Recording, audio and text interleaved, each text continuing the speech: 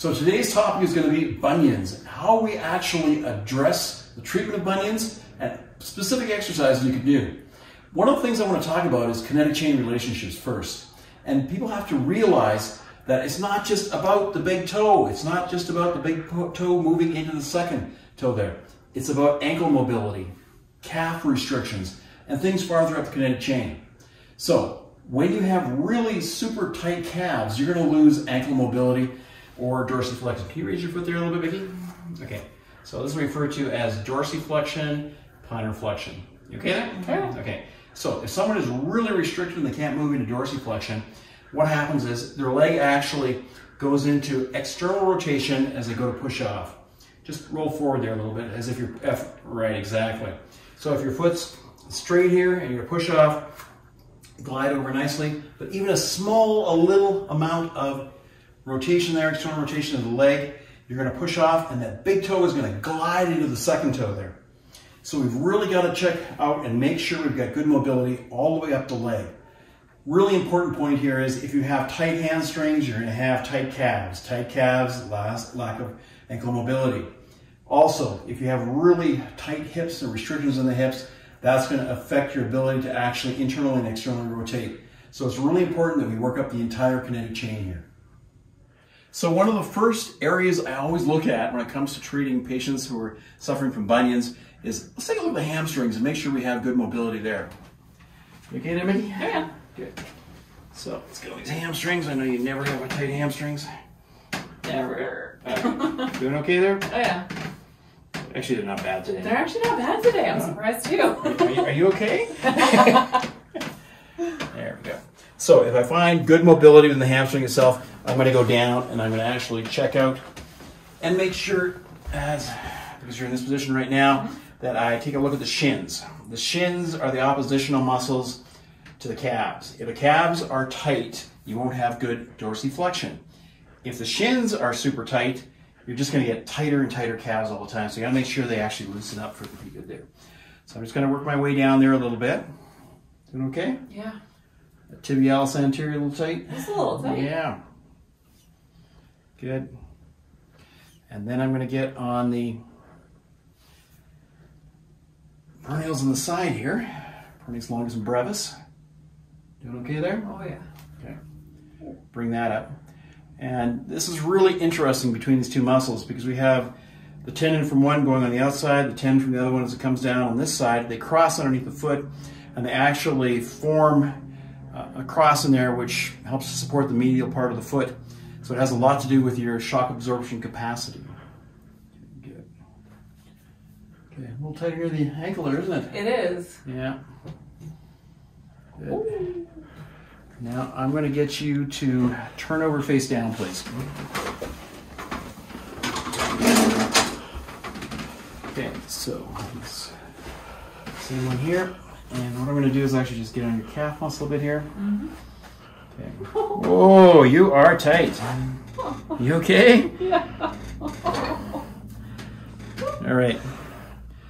Good. Just back up there a little bit there so we can actually see the turning. So you'll notice that I put a little bit of rotation into these calf muscles just so that I can break up restrictions not only in the gastrocnemius and soleus, but some of the deeper flexors. You have 3 deep ones there. And I think the flexor hallux longus is actually pretty tight. Doing okay there? Yeah. Yeah, that's good.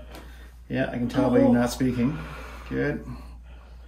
So, once I start getting a little bit more mobility in there, then we're actually going to go into the feet. I'm going to get you to turn over on your back. Just grab a stool here. Get back onto the foot.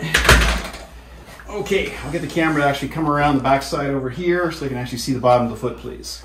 So just come right around. Good. Doing okay there?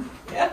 So what happens with a bunion here, I'll get you back over here, please, is that the big toe actually starts to go into the second toe over here.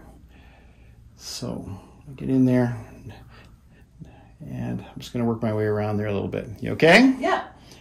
So I'm just getting on a muscle that forms a 7 here called the adductor hallucis. There we go. That's definitely tight. Yeah. So go across there. Anything you can do when treating bunions to basically get that big toe away from the second toe is going to help a lot. Doing okay there? Oh yeah. Okay. So I'm just going to work down here a little bit. But I'm also going to go in the front here between the second, third toe. Look for restrictions in here. How are we doing there? Tight? Yeah. So I'm going to take this and bring it down.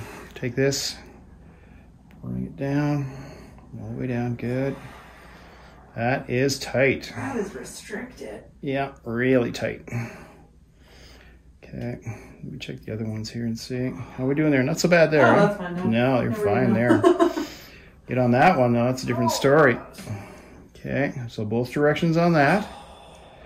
And then I'm going to actually get into the joint itself and mobilize it a little bit. So I'll get on there. You doing okay? Oh, that's nice. Okay. That's just a nice easy traction on there. Kind of nice. open up the joint. Take anything you can do to actually get mobility within the capsule itself is going to help in terms of fluid exchange, getting waste byproducts out, more oxygen in, more nutrients in, and lowering inflammation. There we go. Nice release. Yeah. That pretty much just released on its own. While we're here. Yeah, maybe. See if I can pull a few of those off. There we go. Good. Okay, so what we're going to do now is we are going to discuss some exercises. So what I'm going to get into for this part of the Hallux Valgus or the bunions video, I'm going to talk a little bit more about footwear, especially with women. Now, I am a sucker for a nice pair of shoes. And I also noticed that when I've been wearing my high heels, especially the ones that do have the pointed toes, I am noticing that my toes are actually starting to form together. I am starting to develop a bunion. I don't want it. I'm not a big fan of the look of it. So a way that we've actually been trying to adapt my own body to make it so this Hallux Valgus isn't happening or the bunions aren't happening is by not wearing the high heels as often. So yeah, they look great, but they're not doing the best thing for your feet. They're jamming your first toe right into your second toe, and we're creating Hallux Valgus. We're creating the bunion by these shoes. I'm not saying don't ever wear them. I'm saying don't wear them as frequently. Make sure that you are looking at the shoes you're buying and noticing the toe box. If all 5 toes fit into there, that's a good size. So even by turning the bottom of the shoe over and comparing it to the bottom of your foot, if it looks like your toes aren't going to fit, it might not be the best fit for you. Another amazing thing are going to be toe spacers. I know these look a little space age, but let me tell you, these guys work. So I'm going to show you how easy it is just to put them on. Right now, take a look at my toes. You can even notice I'm starting to form the bunion. My toes are starting to go outwards. I'm a sucker for heels. So let me show you how easy these are to put on and the difference it's going to make. You're sliding in the toes. You're going to go in each one. These are nice and elastic. So we're going to put the spacers in between. And that little guy never wants to cooperate, let me tell you. That little piggy always wants to go to market and not come back. Nice and spaced.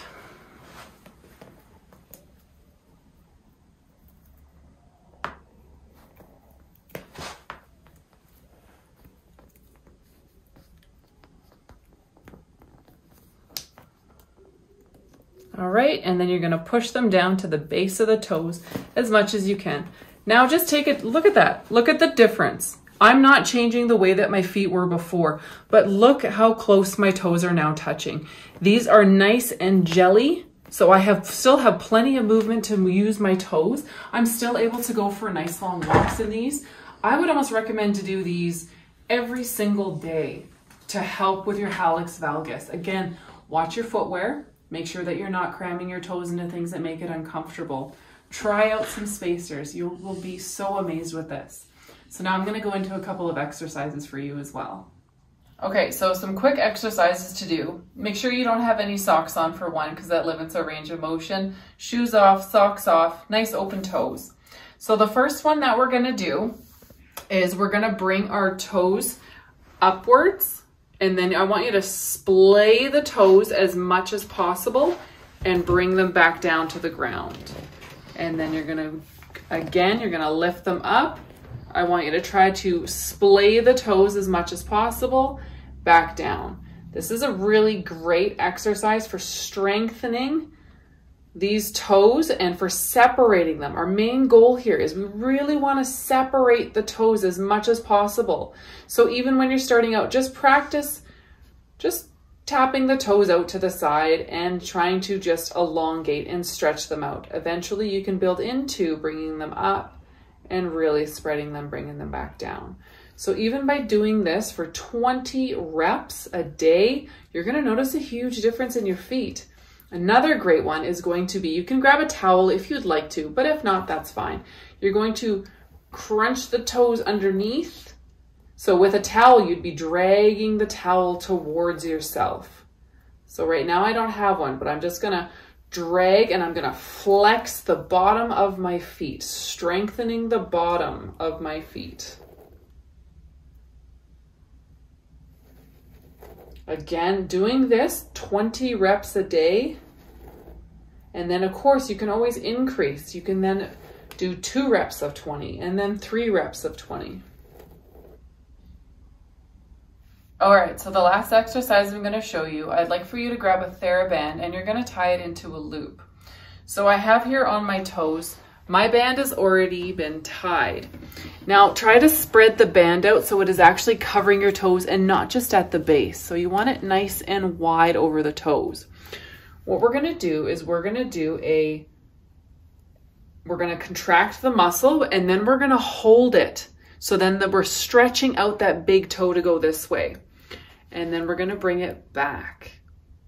And then you're gonna stretch and hold and then bring it back. So I'm gonna go through 5 reps with you just because of time, but I want you to go doing 10 reps on your own.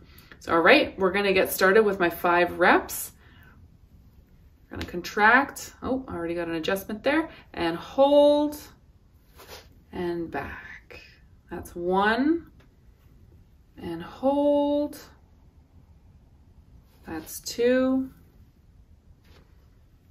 And hold for 3. Hold. And then my last one.